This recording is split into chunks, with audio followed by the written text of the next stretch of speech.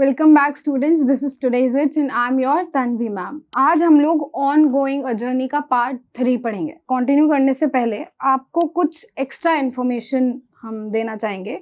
That is, जब ये आया था ना, मैंने स्टार्टिंग में पार्ट 1 में बताया हुआ है, ऊपर जो हेडिंग लिखी हुई है इसको ऐसे को पढ़ाने से पहले उसको मैंने एक्सप्लेन किया है, बट उसकी कुछ फर्दर इन्फॉर्मेशंस हैं जो हम आपको देना चाहते हैं, जो मैंने ना पार्ट 1 में दी है ना पार्ट 2 में दी है। ये इन्फॉर्मेशन उसी के पास पहुंचेगी जो पार्ट 3 तक आएगा। बच्चे होते हैं ना, उन्होंने पार्ट 1 देखा, हो गया, फिर पार्ट 2 देख लेंगे बाद में, ठीक है। तो आई हैव प्लान दिस, मैं थोड़ी थोड़ी इन्फॉर्मेशन सारे पार्ट्स में दूंगी ताकि जो पार्ट ना देखे उसका कुछ ना कुछ छूटे। आखिर जो पूरा देख रहा है उसका थोड़ा तो फायदा होना चाहिए ना। तो दैट इज वाई पार्ट 3 में मैं आपको एक इन्फॉर्मेशन दे रही हूँ, एंड दैट इज, इसके ना एक एडिशन आया था, और वो जो एक एडिशन आया था उसमें 2 ऑक्टेवो वॉल्यूम्स थे, ठीक है। 2 ऑक्टेवो वॉल्यूम्स थे, जिसमें से जो इसका फर्स्ट वॉल्यूम आया था वो आया था 1821 में, और जो सेकेंड वॉल्यूम आया था वो आया था 1822 में, ठीक है। तो जो 1822 में वॉल्यूम आया था ना, उसमें ये ऐसे पब्लिश हुआ था जो हम पढ़ रहे हैं, ऑन गोइंग अ जर्नी, और ये 19th ऐसे था। कौन सा ऐसे था? 19th ऐसे था, ठीक है। ये इन डेप्थ इंफॉर्मेशन थी। एंड वन मोर थे, थॉमस डेविसन थे जिन्होंने इन दोनों ही वॉल्यूम्स को प्रिंट किया था, वॉल्यूम 1 को भी और वॉल्यूम 2 को भी। नाउ एक चीज और मैं जो बताना चाहूंगी, दैट इज ऑक्टेवो क्या होता है। ऑक्टेवो एक पूरे पेज पे जब हम 8 टेक्स्ट वर्टिकली लिख सकते हैं, 8 सेक्शंस में कह सकते हो उसको, तो उसे हम ऑक्टेवो बोलते हैं। पिक्चर आप देखो, पिक्चर से आपको क्लियर हो जाएगा कि मैं क्या कह रही हूँ, ठीक है। ओके, चलो अब हम पढ़ना शुरू करते हैं जहां से हमने छोड़ा था अपना टेक्स्ट। हमने हर्ट्स द सेंटिमेंट पे फिनिश किया था। ये जो मैंने लाइन पढ़ी थी ना स्टर्न की, let me have a companion of my way से स्टर्न, इसकी मैंने आपको इन डेप्थ मीनिंग कल बताई थी, ठीक है। ऑन दी लाइन मीनिंग नहीं बताई थी, मतलब लाइन की जो मीनिंग है हिंदी में या क्या निकल रहा है वो मैंने नहीं बताया था, क्योंकि जो निकल रहा था उस वक्त पढ़ने पे वो क्या थी, वो इन डेप्थ मीनिंग ही निकल रही थी। चलिए देखते हैं ये आगे क्या बोलते हैं, ठीक है। If you only hint what you feel in a kind of dumb show, it is insipid. If you have to explain it, it is making a toil of a pleasure. जैसा हमें पता है कि जो हैजलिट हैं हमारे, वो solo travel करना पसंद करते हैं, वो सॉलिट्यूड को पसंद करते हैं, राइट। तो वो यही कह रहे हैं कि अगर हमारी जो फीलिंग है, ठीक है, अगर हमारी जो फीलिंग है, जो भी हमारा कंपेनियन है, जो भी हमारे साथ में चल रहा है, जरूरी नहीं है कि हम जैसे चीजों को प्रिडिक्ट कर रहे हैं वो भी वैसे ही प्रिडिक्ट करें, ठीक है। तो अगर वो वैसे प्रिडिक्ट नहीं कर रहा है तो हमारी जो फील होगी वो उसकी फील से अलग होगी, राइट, क्योंकि सबके थॉट प्रोसेस अलग होते हैं। तो यहाँ वो यही कह रहे हैं कि अगर हम अपनी फीलिंग्स का हिंट देते हैं तो that is of no use, वो किसी यूज का नहीं है, क्योंकि जरूरी नहीं है कि अगर आप हिंट दे रहे हो तो सामने वाला पर्सन उसको कैप्चर ही कर पाए हर बार, ठीक है। एक सर्टेन टाइम बाद वो इग्नोर करना शुरू कर देता है कि अरे ठीक है, कर रहा होगा कुछ, है ना, वो उतना ध्यान नहीं देता है। जरूरी नहीं है कि सब दें, कुछ देते हैं कुछ नहीं देते हैं। आगे वो क्या बोलते हैं, if you have to explain it, और अगर तुम्हें अपनी फीलिंग को बहुत ज्यादा एक्सप्लेन करना पड़ गया या बहुत ज्यादा एक्सप्लेन करने की जरूरत पड़ गई, तो उस फीलिंग का जो प्लेजर होता है वो खत्म हो जाता है पूरी तरीके से, वो डिस्ट्रॉय हो जाता है पूरी तरीके से। You can not read the book of nature without being perpetually put to the trouble of translating it for the benefit of others। ये लाइन बहुत अच्छी थी। अब इस लाइन से हमें एक और चीज पता लग रही है कि ऊपर जो स्टर्न वाली लाइन थी उसका भी कहीं ना कहीं कनेक्शन किससे है, नेचर से, क्योंकि जो स्टर्न वाली लाइन थी उसमें सन और शैडो की बात करी गई थी, राइट। तो सन किसका एलिमेंट है, नेचर का ही तो एलिमेंट है ना। तो यहाँ पे अभी इस लाइन को एक्सप्लेन करते हुए हम आपको ऊपर वाली लाइन जो स्टर्न ने बोली है उसको भी एक्सप्लेन करेंगे। You can not read the book of nature. अब जो हमारे ऑथर हैं विलियम हैजलिट, वो ये बोल रहे हैं कि you can not read the book of nature without being perpetually, perpetually का मतलब होता है कॉन्टिन्यू, ठीक है, कॉन्टिन्यूसली कह सकते हो, perpetually put to the trouble of translating it for the benefit of others.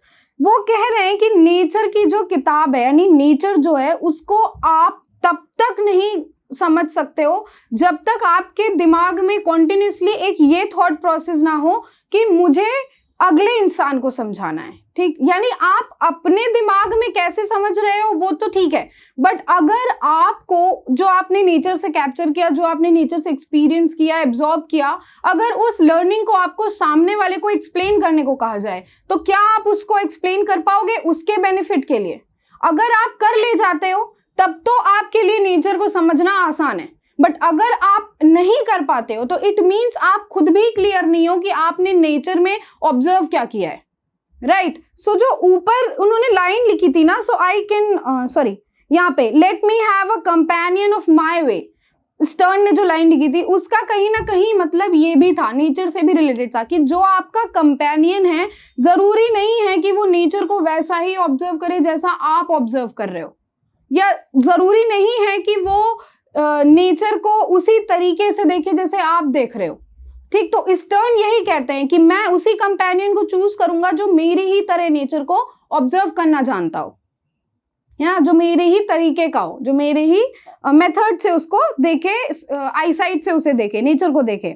आगे वो क्या बोलते हैं, आई एम फॉर दिस, ध्यान से पढ़िएगा इस सेंटेंस को, I am for this synthetical method on a journey in preference to the analytical. वो क्या कह रहे हैं, आई एम फॉर दिस, यानी ऊपर जो इन्होंने एक्सप्लेन किया नेचर को समझने वाली बात पूरी, उस चीज के कॉन्टेक्स्ट में यहाँ पे दिस का यूज उसी चीज के कॉन्टेक्स्ट में हुआ है। वो ये कह रहे हैं कि ये जो मैंने पूरा बताया आपको, इसकी अगर हम बात करें तो मैं जर्नी पे इसीलिए आया हूं और मैं सिंथेटिकल मेथड को अपनाता हूं एनालिटिकल मेथड के बजाय ना। What is synthetical method and analytical method? देखो सिंथेटिकल मेथड क्या होता है, अगर हम डिक्शनरी के बेसिस पे जाएं तो सिंथेटिकल मेथड क्या है, एक मेंटल प्रोसेस है जिसमें डिटेल्ड एलिमेंट्स ऑफ लैंग्वेज जो है वो कंबाइन होते हैं।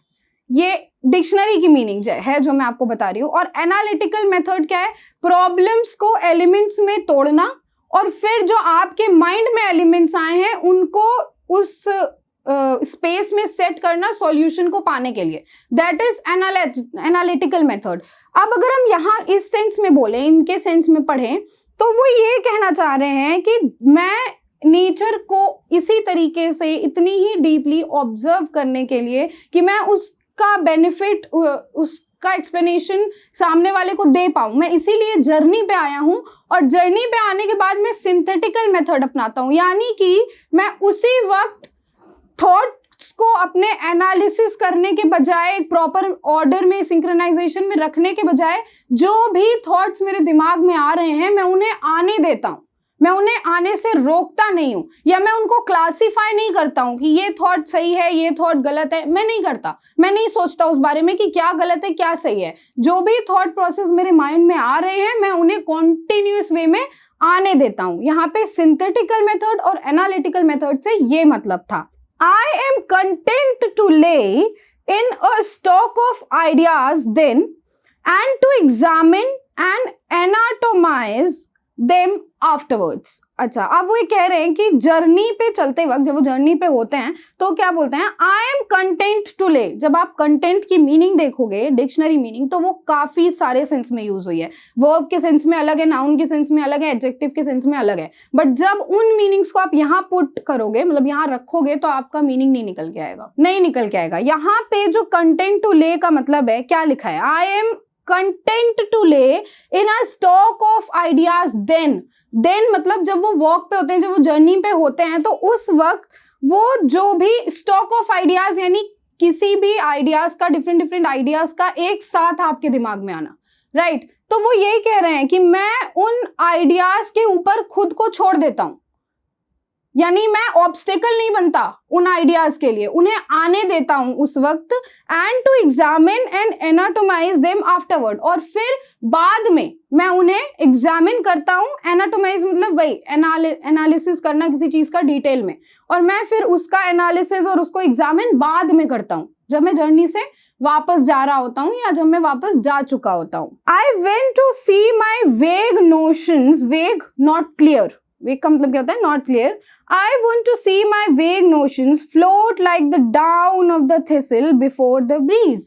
Now, first thing is what is thistle? Thistle की फोटो आपको दिख रही होगी। ये थिसिल का प्लांट है, स्टार्टिंग में ये ऐसा दिखता है, ठीक है। आगे क्या लिखा है, and not to have them entangled in the barriers and thorns of controversy. अब वो कह रहे हैं कि मेरे जो ये नॉट क्लियर नोशंस है ना, ये जो भी थॉट प्रोसेस मेरे दिमाग में आ रहे हैं जो कि अभी फिलहाल क्लियर नहीं है, एक्यूरेट नहीं है, उनको मैं अपने अंदर उसी तरह फ्लो करने देता हूं जिस तरीके से थिसिल फ्लो होती है ब्रीज में। अब ये थिसिल क्या है, मैंने आपको थिसिल का प्लांट दिखाया, जब ये ग्रो कर जाता है पूरा तो ये कुछ ऐसा हो जाता है।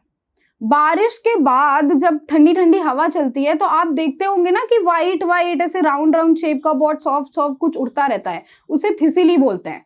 और ये चीज मुझे भी अभी इसको पढ़ते वक्त ही पता चली कि उसे थिसिल बोलते हैं, इससे पहले मैं उसे लूलू बुलाती थी, ठीक है। तो I know it does not have any sense, but मुझे नाम नहीं पता था तो इससे पहले मैं लूलू ही बुलाती थी, मुझे इसको पढ़ के पता लगा कि उसे थिसिल बोलते हैं, ठीक। तो वो बहुत लाइट हो जाता है और जब बहुत तेज से हवा चलती है ना तो जहां वो हवा जाती है वहीं वो उड़ता रहता है, ठीक है। तो यहाँ पे वो उसी का रिफरेंस ले रहे हैं। अगेन देखो, नोट करने वाला पॉइंट क्या है कि वापस से उन्होंने किसका रिफरेंस लिया, नेचर से ही रिफरेंस लिया। पहले भी उन्होंने फ्लावर का रिफरेंस लिया था अपने पॉइंट को समझाने के लिए हेजलेट ने, और अभी भी वो नेचर का ही रिफरेंस ले रहे हैं। तो वो यही बोलते हैं कि जैसे थिसिल जो है वो ब्रीज में उड़ती है ना, फ्लोट करती हुई चली जाती है उसी के साथ, वैसे ही मैं जर्नी पे अपने थॉट्स को फ्लो करने देता हूँ अपने अंदर कि ठीक है जो भी थॉट्स आ रहे हैं वो इस समय सही हैं।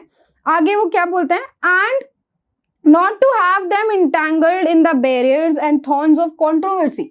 और मैं नहीं चाहता कि वो जो थॉट प्रोसेस है वो बैरियर्स में फंसे या कंट्रोवर्सी में फंसे, ठीक। इसका एक इनडेप्थ मीनिंग क्या निकल रहा है कि यही वो रीजन है कि वो सॉलिट्यूड को पसंद करते हैं, क्योंकि अगर वो किसी के साथ रहेंगे तो उन्हें अपने नोशंस, अपने पॉइंट्स, जो भी उनकी दिमाग में चीजें आ रही हैं वो उन्हें बात करना पड़ेगा, उन्हें एक्सप्लेन करना पड़ेगा, बताना पड़ेगा। इन्होंने विलियम हेजलेट ने पहले भी एक्सप्लेन किया है ना कि उन्हें चलते चलते बात करना नहीं पसंद। तो अगर उन्हें वो करना पड़ा तो क्या होगा फिर, अगर हमने कोई किसी के सामने अपना ओपिनियन रखा तो जरूरी थोड़े है कि वो एग्री करे, वो उस पर क्रॉस क्वेश्चनिंग करेगा। तो यहाँ पे जो barriers and thorns of controversy है उसका यही मतलब है कि वो ये नहीं चाहते, इसीलिए वो जो भी थॉट प्रोसेस जो कि नॉट क्लियर है, जो कि क्लियर नहीं है नोशंस उनके, वो उसको फ्लो होने देते हैं। For once I like to have it all my own way, ये जो लिखा हुआ है I like to have it all my own way, अगर इसमें आप लोग कंफ्यूज हो सकते हो, अगर आप स्टर्न वाली लाइन पढ़ो जो कि ऊपर थी, let me have a company of my way, तो दोनों का सेंस पढ़ने पे कहीं ना कहीं एक ही निकल रहा है, राइट। लेकिन यहाँ पे इनका सेंस दूसरा है।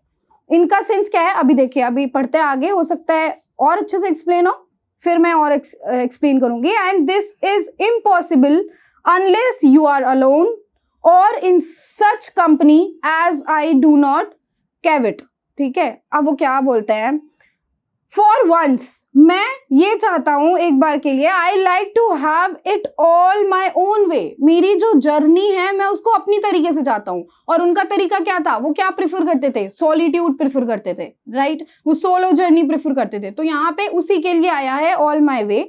और आगे वो क्या बोल रहे हैं, and this is impossible unless you are alone, और ये जो उनका तरीका है ना कि जो भी थॉट आ रहे हैं उसे आने दो, ये तब तक नहीं पॉसिबल है जब तक आप अकेले ना हो, ठीक है। आगे क्या कहते हैं वो, और in such company as I do not covet, या तो फिर मैं ऐसी कंपनी में रहूं जिसको मैं पसंद नहीं करता। कैवट जो वर्ड है उसका मतलब होता है किसी चीज को बहुत ज्यादा चाहना, ठीक है, कि वो चीज हो आपके लिए। तो यहाँ पे आगे क्या लिखा है, डू नॉट लिखा है ना, राइट। तो यहाँ पे अल्टीमेटली वो वही एक्सप्लेन कर रहे हैं, या तो मैं ऐसी कंपनी में हूं जो खुद में रहना पसंद करती है, ठीक है, या तो मैं अकेले हूं। यही दो सिचुएशंस ऐसी है जहां पे मैं ये चीज जो मैं चाहता हूं, जिस तरीके की जर्नी मैं चाहता हूं या जिस तरीके से सॉलिट्यूड को मैं पसंद करता हूं वैसे ही मैं उसी टाइम कर सकता हूं, ठीक है। ये सोचना और जो भी थिंकिंग है मैं उसी समय पे कर सकता हूं। If you remark the scent of a bean field crossing the road, perhaps your fellow traveller has no smell. बहुत अच्छी बात है, मतलब बहुत ज्यादा अच्छी चीज है। देखो क्या बोल रहे हैं वो, if you remark the scent of a bean field crossing the road, perhaps your fellow traveller has no smell. अगर इसकी हम लाइन वाइज मीनिंग देखें, इन डेप्थ मीनिंग पे नहीं जाते हैं, अगर अभी हम लाइन वाइज मीनिंग देखें तो ये क्या कहना चाह रहे हैं कि अगर आप किसी कंपेनियन के साथ वॉक भी कर रहे हो, ठीक है, अगर आप किसी कंपेनियन के साथ वॉक भी कर रहे हो और उस वॉकिंग के थ्रू आपका माइंड डाइवर्ट होके उस बीन फील्ड की तरफ जाता है, bean field, scent of bean field से यहाँ पे ये समझो, एग्जांपल लेती हूँ मैं, जब आप सरसों के खेत में जाते हो, अगर कभी आप गए हो तो आप देखो वहां पे ना बहुत सूंधी सूंधी सी स्मेल आ रही होती है। तो यहाँ पे वो वही कह रहे हैं कि अगर आप अपने कंपेनियन के साथ चलते वक्त नेचर की तरफ अट्रैक्ट हो रहे हो तो इसका मतलब है कि आपका जो कंपेनियन है उसके पास कोई एसेंस नहीं है, कोई फील नहीं है, वो बस आया है बात करने और नॉर्मली टहलने, उसका कोई एक मोटो नहीं है। जैसे इनका मोटो था, इन्होंने बहुत पहले बताया भी है, पार्ट 1 में मैंने एक्सप्लेन भी किया है, इनका मोटो था, ये अपने टाउन को छोड़ करके आए थे ताकि इनके मन में जो भी चीजें हैं, इनके मन में जो भी बातें हैं वो उस पर सोच विचार कर सके, राइट। इन्होंने पहले हमें बताया हुआ है ना, and as I told you before, ऐसे कि हर एक लाइन दूसरी लाइन से या आगे की लाइन से कनेक्ट करती हैं कहीं ना कहीं, है ना, क्योंकि एक फ्लो में लिखा जाता है ना वो, तो इसीलिए। तो आपका जो कंपेनियन है इसका मतलब वो ऐसा नहीं है, वो सिर्फ आया है टहलने और बातें करने, इसकी इन लाइन मीनिंग तो ये हुई। बट अगर हम इसके डेप्थ में जाएं तो ये मीनिंग है कि, फिर से पढ़ती हूँ, if you remark the scent of a bean field crossing the road, perhaps your fellow traveller has no smell. यानी कि अगर आपको हर बार अपनी फीलिंग को एक्सप्रेस करना पड़े, अपनी फीलिंग को आपको बताना ही पड़े, तो आपके फेलो ट्रैवल का कोई मतलब नहीं है होने का। फिर उससे अच्छा है कि आप अकेले ही रहो, तो आप अपनी जो फीलिंग्स हैं, जो भी आपके थॉट प्रोसेस आ रहे हैं, जो भी आप सोचना चाह रहे हो, उनको आप और अच्छे से सोच पाओगे, ठीक है, उनको आप और लंबे समय तक अपने साथ लेके जा पाओगे। Clear? If you point to a distant object, perhaps he is short-sighted and has to take out his glass to look at it. Okay, अगर इनलाइन मीनिंग देखो तो बहुत सिंपल सी मीनिंग है ना, बहुत सिंपल सी मीनिंग है। यहाँ पे समझ में आ रहा है कि अगर कोई ऑब्जेक्ट है जो कि डिस्टेंट ऑब्जेक्ट है, जो कि डिस्टेंस पे रखा हुआ है, अगर आप उसको दिखा रहे हो अपने ट्रैवलर को और उसको अपना चश्मा उतारना पड़ रहा है, ठीक है, वो सारा सिनेरियो लिखा है। लेकिन इसका इनडेप्थ मीनिंग क्या है? इसका इनडेप्थ मीनिंग ये है कि इसका मतलब कि आपका कंपेनियन, आपका जो फेलो ट्रैवलर है, वो आपके साथ नहीं होना चाहिए, ठीक है, यानी वो गलत है, वो गलत है इन अ वे कि वो आपके साथ नहीं रहना चाहिए, उसकी और आपकी वाइब मैच नहीं होगी फिर, ठीक है। यहाँ पे उसी चीज को कि क्यों वो प्रिफर करते हैं अकेले रहना और अकेले चलना, और वो क्यों स्टर्न ने बोला कि आपको एक कंपेनियन साथ में रखना चाहिए जो कि आपकी ही वाइब का हो, जो कि नेचर को समझ सके, जो कि नेचर को समझता हो, वो क्यों नहीं चाहते ऐसा, विलियम हैजलिट क्यों नहीं चाहते, और वो क्यों स्टर्न के पॉइंट को मना कर रहे हैं, अगेंस्ट में है, वो इस चीज को एक्सप्लेन कर रहे हैं यहाँ पे। और इसीलिए वो बार बार डिफरेंट काइंड ऑफ एग्जाम्पल्स दे रहे हैं अपने पॉइंट को प्रूव करने के लिए। Clear? There is a feeling in the air, a tone in the color of clouds which hits your fancy, but the effect of which you are unable to count for. There is then no sympathy but an uneasy craving after it and a dissatisfaction which pursues you on the way and in the end probably produces ill humor. अब वो same चीज बोल रहा है कि जो nature होती है ना उसका अपना एक एसेंस होता है, जो एयर होता है उसमें अपनी एक फील होती है, ठीक है, जो क्लाउड होते हैं, कलर्स होते हैं जो क्लाउड के, उसका अपना एक टोन होता है, और हर नेचर के हर एक एलिमेंट से आप कहीं ना कहीं किसी न किसी पॉइंट पे इनर बेसिस पे कनेक्ट करते हो, ठीक है। आप वो ये बताना चाह रहे हैं विच हिट्स योर फैंसी, यानी वही कि जो आपकी फैंसी को हिट करता है, जिससे आप कहीं ना कहीं किसी न किसी पॉइंट पे कनेक्ट करते हो, but the effect of which you are unable to count for. अब ये कंपेनियन के रहते हुए की बात है कि अगर आपके साथ कंपेनियन है तो आप उस चीज में नहीं इंडल्ज हो पाओगे, आप उस फीलिंग में, आप उस कनेक्शन को नहीं फील कर पाओगे फिर, there is then no sympathy, और फिर कोई सिंपैथी भी नहीं होती है, but an uneasy craving after it. तब कोई सिंपैथी नहीं होती है, तब आपको अपने कंपेनियन के ऊपर दया नहीं आएगी, बल्कि आपको वहां जाने का मन करेगा, आपको उस नेचर के एलिमेंट्स को फील करने का मन करेगा, बट आप वो नहीं कर पाओगे। एंड समवॉट यहाँ पे इनर कन्फ्लिक्ट को शो किया गया है कि जो इनर कन्फ्लिक्ट होगा ना, अल्टीमेटली वो क्या करेगा, वो इल ह्यूमर प्रोड्यूस करेगा, यानी बेमतलब की बातें होंगी, बेमतलब के मजाक होंगे जिनका कोई सेंस नहीं है, ठीक है, जो हम नॉर्मली बैठ करके भी कर सकते हैं कभी भी, ठीक है। तभी राइटर ने स्टार्टिंग में बोला भी था कि या तो मैं सिर्फ कंपनी के साथ रहना पसंद करता हूं अगर मैं लोगों के बीच में हूं तो, या फिर मैं सिर्फ अकेले रहना पसंद करता हूं।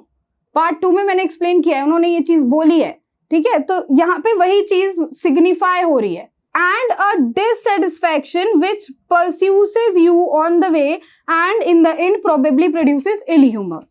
वही जो मैंने बताया कि वो आपको एक अनईजी सा फील करा देगा, ठीक है। अब आपको हर बार उसको एक्सप्लेन करनी पड़ रही है अपनी फीलिंग, वो नेचर को उतने अच्छे से फील ही नहीं कर पा रहा है, आप अपने भी थॉट प्रोसेस में इन्वॉल्व नहीं हो पा रहे हो, तो वो जो एक इनर कन्फ्लिक्ट आपके अंदर होगा ना, वो आपकी भी जर्नी को खराब करेगा और आपके कंपेनियन की जर्नी को भी खराब करेगा, और साथ ही साथ दोनों लोगों का ये जो मूड है वो खराब हो जाएगा। एंड दैट इज वाई जो राइटर है वो सोलो ट्रेवल करना पसंद करते हैं, और वो ये चाहते हैं कि वो नेचर को अकेले ऑब्जर्व करें, वो जो नेचर की बुक है उसको वो अकेले ऑब्जर्व करें, उससे वो अकेले सीखें, जो भी थॉट प्रोसेस आ रहे हैं वो माइंड में बार बार पजल्ड अप ना हो, ठीक है, वो एक कॉन्टिन्यूएशन में बस आते जाएं।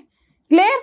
तो यहां तक जो भी था वो उन्होंने नेचर को रेफरेंस में लेकर के और अपने पॉइंट को एक्सप्लेन करने की कोशिश की है, और अपने पॉइंट्स को रखते हुए स्टर्न के पॉइंट पे वो एग्री क्यों नहीं करते हैं उन्होंने ये भी बताया है। क्लियर? तो ये था पार्ट 3, आगे का हम पार्ट 4 में पढ़ेंगे। Till then keep studying and keep watching this channel. मिलते हैं पार्ट 4 में।